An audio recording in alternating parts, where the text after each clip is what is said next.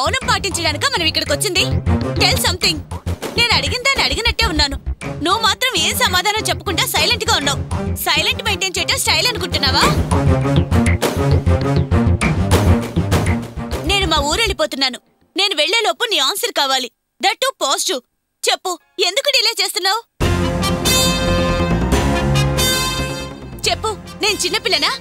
ఏదో సరదాగా ఆటలాడుకోవడానికి నిన్ను లవ్ చేస్తున్నానా? నేను నిజమే చెప్తున్నా. నేను సీరియస్ గా నిన్ను లవ్ చేస్తున్నా. ఓకే?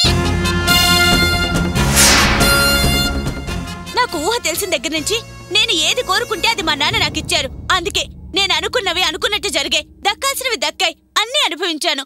ఇప్పుడు నేను నిన్ను కోరుకుంటున్నాను. నీ మీద ఆశలు పెంచుకున్నాను. నువ్వు నాకు కావాలి అంతే.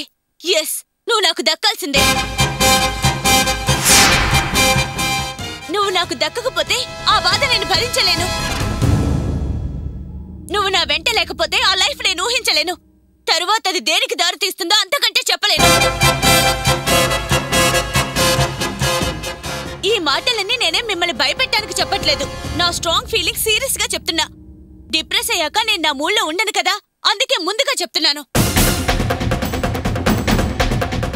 ఇప్పుడు నువ్వు గాని ఇంకా అదే ఓల్డ్ డైలాగ్ చెప్పినా, లేదు లవ్ చేయట్లేదన్నా,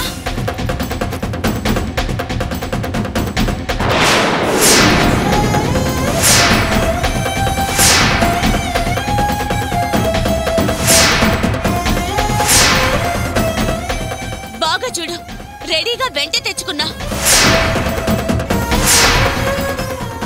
నీ నిర్ణయం నెగటివ్ గా వస్తే ఆ సెకండే ఈ పాయిజన్ తాగేస్తా, చచ్చిపోతా. శాశ్వతంగా ఈ లోకం నుంచి వెళ్ళిపోతా. నేహా, ఏంటి ఆ పిచ్చి చేష్టలు, పిచ్చి మాటలు?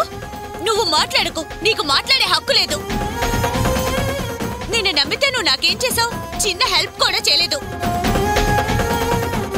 జస్ట్ వాసును కన్విన్స్ చేయమన్నాను, చేసావా? నాకెందుకు లేని ఊరుకున్నావు.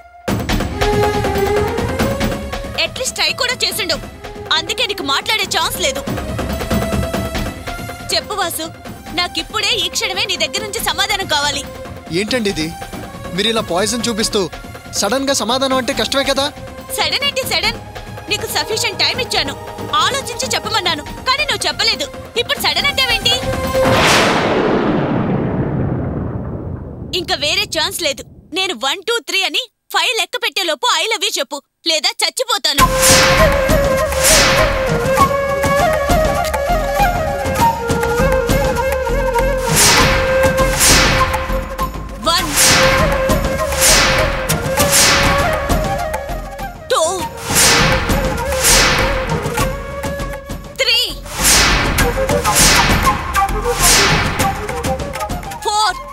నేను చెప్పేది వినండి. దయచేసి ఆ బాటిల్ కింద పారండి ప్లీజ్.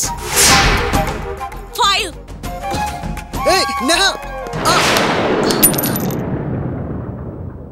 వద్దు నేహా గారు, మీరు చావకూడదు. బ్రతకాలి, జీవితాంతం హాయిగా బ్రతకాలి.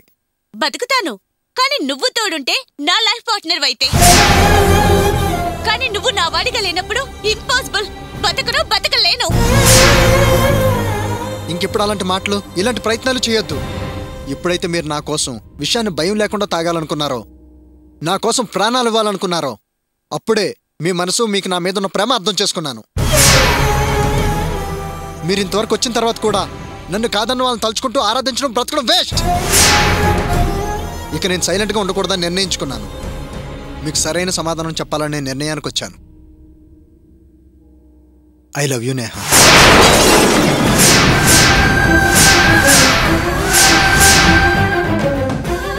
I love you.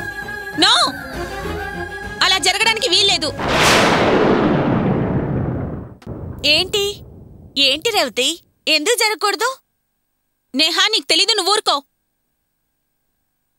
వాసు, నువ్వు నేహాన్ లవ్ చేయడానికి వీల్లేదు. అదేంటి మేడం అలా అంటారు? నేను ఎందుకు నేహాన్ లవ్ చేయకూడదు? రీజన్ అడగద్దు. చేయకూడదు.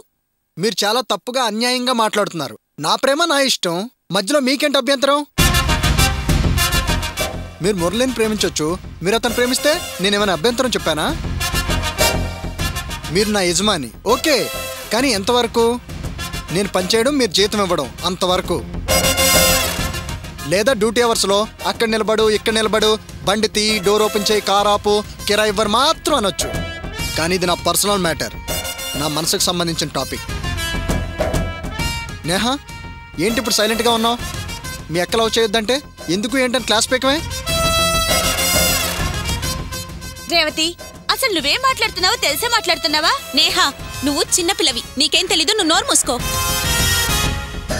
ఇతను ఒక జంతర్ మంతర్, అనవసరంగా ఇతని మాయలో పడకు. చూడు వాసు, నేహా మీద లేని లవ్వు ఉన్నట్టు బిల్డప్లు ఇవ్వకు. నేను ఒప్పుకోను. నువ్వు ఒప్పుకుంటావా ఒప్పుకోవా అనేది మాకనవసరం. వాసు డార్లింగ్, ఇది కడుపు మంటతో మాట్లాడుతున్నట్టుంది. ఇంకిక్కడుండడం అనవసరం. పద, మన ప్రేమనగర్కి వెళ్ళిపోదాం. పద డార్లింగ్. గుండెల్లో గులాబీల ముళ్ళు నాటింది నిగారాల వల్లు, నన్ను మాయ చేయకే నిర్జానా.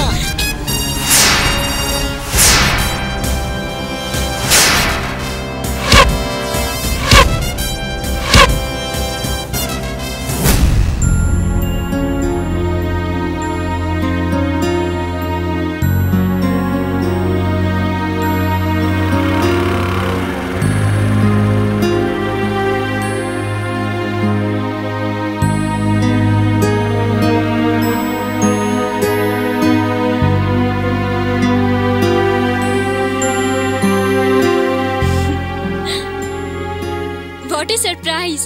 ఏంటి గోపి, సడన్ గా గుడికి రమ్మన్నావు? పైగా ట్రెడిషనల్ గా పట్టుబట్టలు కట్టుకుని నీట్ గా తయారయ్యావు. ఏంటి విశేషం? మామూలు విశేషం కాదు, ఓ గొప్ప విశేషం. ముందు నువ్వు లోపలికి రా, అన్ని వివరంగా నీకే తెలుస్తాయి. మీ వాళ్ళంతా లోపలున్నారా? ముందు నువ్వు రా. నిజంగా నాకు చాలా ఆశ్చర్యంగా ఉంది గోపి. ఇదివరకు నేను ఈ గుడికి రమ్మని ఎన్నిసార్లు ఇన్వైట్ చేశాను, కానీ నువ్వు రాలేదు. నీకు గుర్తుందా, ఒకసారి నీ సెల్ ఫోన్ కొట్టేసి నిన్ను బలవంతంగా ఈ గుడికి రప్పించాను. అప్పుడే కదా అర్చన నీకు చూపించాను, గుర్తుకొస్తుందా?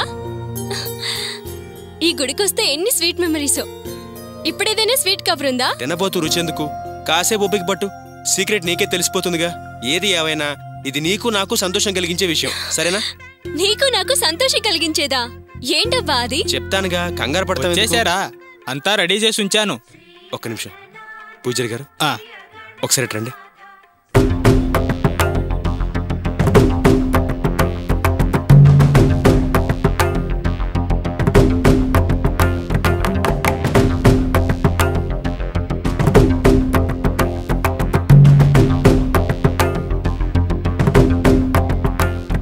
ఏంటి ఇక్కడెవరూ లేరే?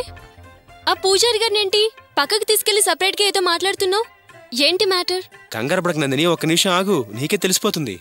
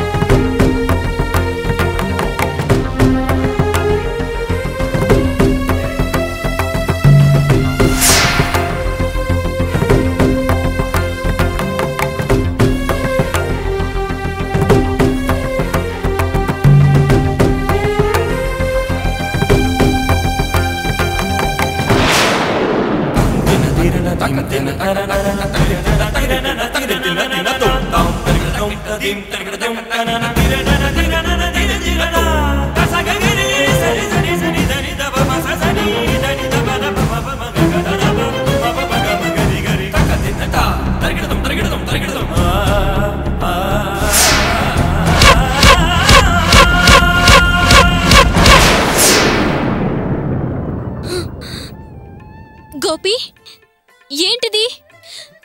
ఏంటి నువ్వు చేయబోయే పని? ఇంకా అర్థం కాలేదా? నేను నిన్ను పెళ్లి చేసుకోబోతున్నాను నందిని.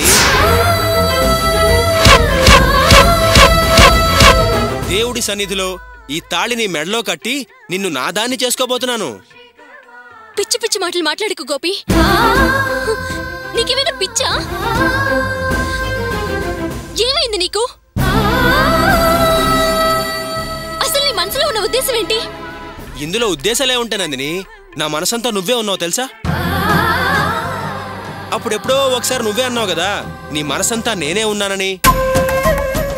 నాతో నువ్వు మానసికంగా కాపురం చేసి పిల్లల్ని కూడా కనేశావని. ఎన్ని రోజులు మనసులో ఈ చాటుమాట కాపురాలు చెప్పు?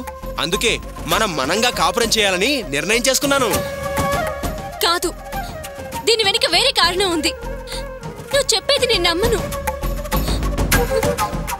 నీలో అలాంటి ఆలోచన ఉండదు, ఉండే అవకాశం కూడా లేదు. అయ్యో నిజం నందిని, దీని వెనకాల ఏ కారణం లేదు. నేను నిన్ను నిజంగా ప్రేమిస్తాను నందిని. నందిని, నీకు తోడుగా నీడగా ఉంటాను. నువ్వు నా దానివి కావాలి, నాకు నువ్వు కావాలి, నీ ప్రేమ కావాలి. అర్థం పర్థం లేని నీ నిర్ణయం వల్ల అర్చన జీవితం నాశనం అవుతుంది. తన జీవితానికి అర్థం లేకుండా పోతుంది. ఆమెనేం చేద్దామనుకుంటున్నావు? నో, ఆ అన్యాయాన్ని నేను సహించను. అయ్యో నందిని, అర్చనకి అన్యాయమే జరగదు, న్యాయం జరిగినట్టే అవుతుంది, విడుదల లభిస్తుంది. నీకో సంగతి తెలుసా? నేను అర్చన కాపురమే చెయ్యట్లేదు. అవును నందిని, బయట ప్రపంచానికి మాత్రం మేమిద్దరం భార్యాభర్తలం. మేమిద్దరం భార్యాభర్తలాగా నటిస్తున్నాం. మా ఇద్దరు అభిప్రాయాలు వేరు, ఆలోచనలు వేరు. నన్ను అర్చన పూర్తిగా అపార్థం చేసుకుంది, నన్ను దూరంగా ఉంచుతోంది. గదిలో మా పడకలు వేరు, పద్ధతులు వేరు. నా నీడ కూడా అర్చన మీద పడకూడదు, అసహించుకుంటుంది. అసలు అర్చన దృష్టిలో నేను మనిషినే కాదు.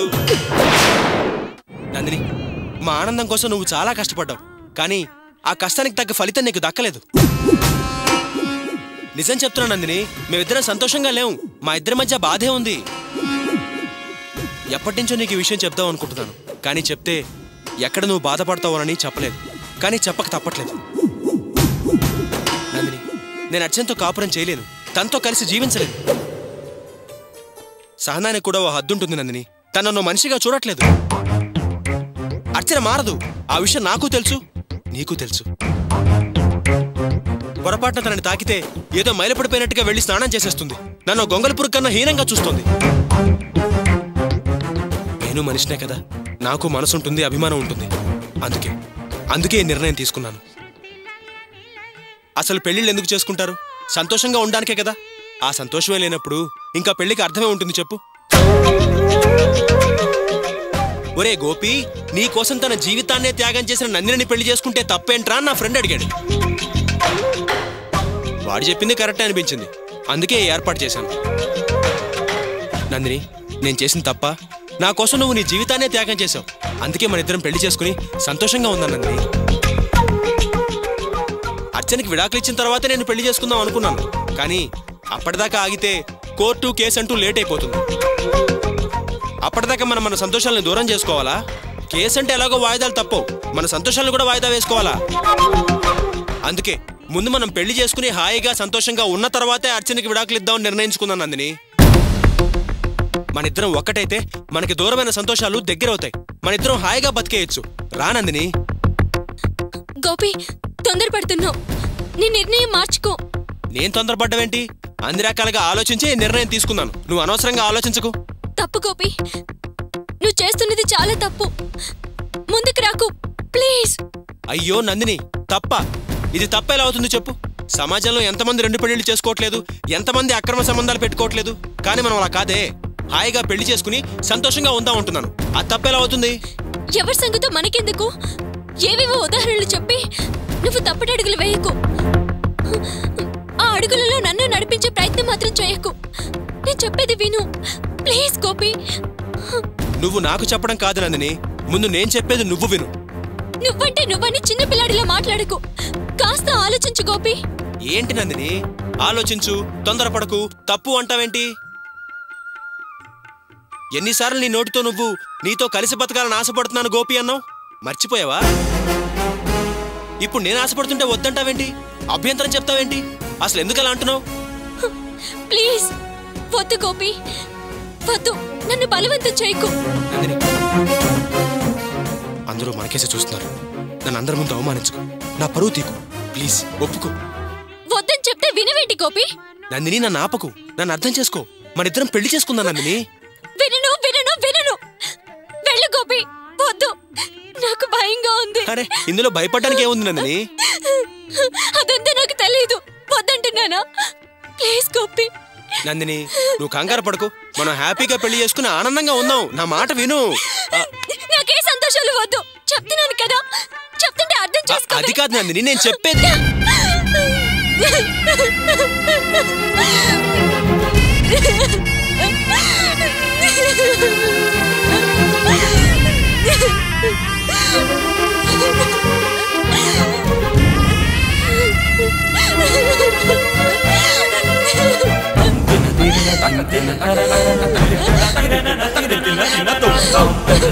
Dim